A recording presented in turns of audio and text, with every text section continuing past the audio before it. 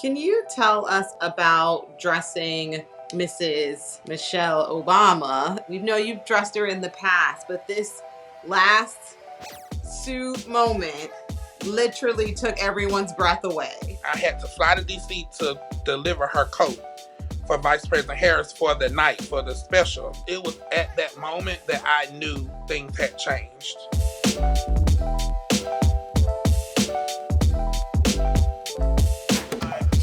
Hi, my name is Tiffany Reid. I am the Vice President of Fashion for Bustle. Join me as I investigate what's in store for the future of fashion by highlighting disruptors within the industry who are changing it to be more sustainable and more inclusive.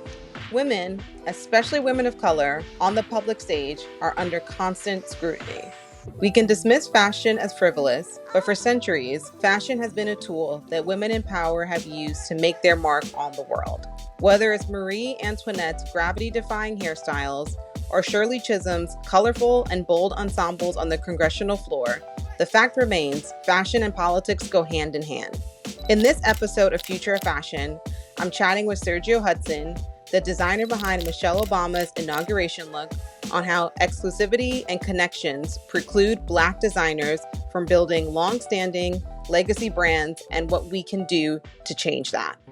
I got off in Philadelphia, got the text from Meredith Coop, who's Michelle's stylist. She said she's wearing your outfit. Be on the lookout. I went into the American Airlines lounge and everybody was in there watching the inauguration. She walked down the stairs, so I saw it with everybody else. You could literally hear the people gasp when she walked out.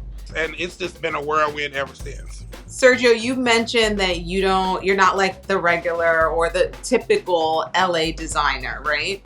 Can you describe what type of woman you're designing for? I feel like there's two different types of women that wear my clothing. The first is a fashion girl who likes to stand out and likes to be chic, just really wants to like show stop. The second type of woman is the woman that just loves quality pieces and likes a classic fit.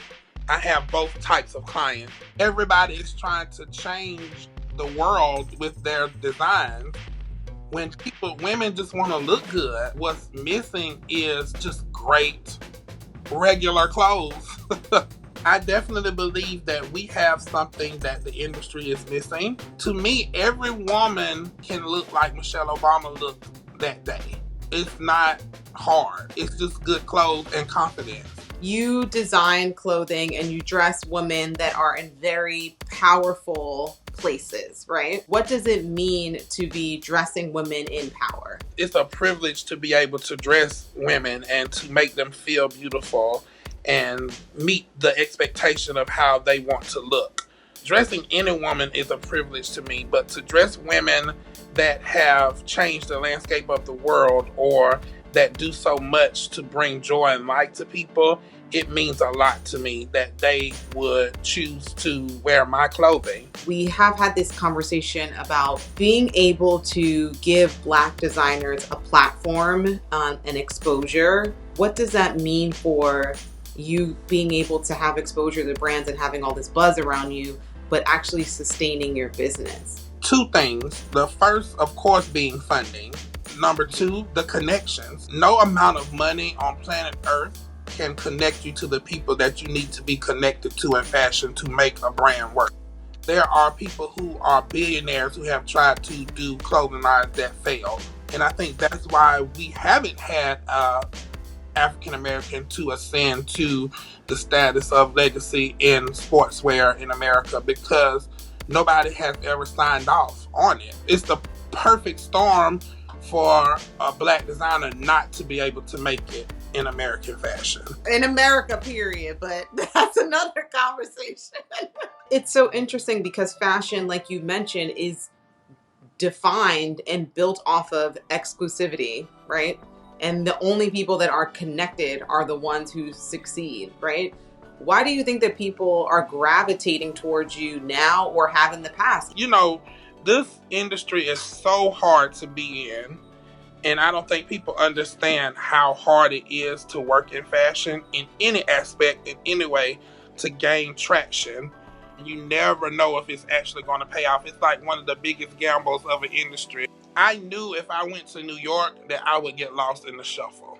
What I will say is what I have been proud to see is the fashion industry in New York wake up and say, okay, we have to do better. We are a part of the problem. And I don't feel like fashion has been racist, but they just have been classist and cliquish. They know what went wrong and they're trying to rectify it, which it warms my heart. We don't just make urban clothes. We don't just make crazy couture pieces. We are not a monolithic people. We do everything. Black people can't make the fashion industry accept them. It has to be the fashion industry that opens their eyes and sees that they need to. I know we all joke about it when we're wearing like our high heel shoes and our corsets that women did not design these clothes because they're very uncomfortable. But I think when you have men who love women and who care about women, then we alleviate those problems. And you can tell by hearing him speak that he really wants women to be comfortable and really to feel their best selves. Thank you guys for joining this episode of Future of Fashion. If there are any creatives, designers, stylists, etc. in the industry that you want to hear from, comment below and we will consider it for our next episode. Don't forget to subscribe to Bustle. I will see you all soon.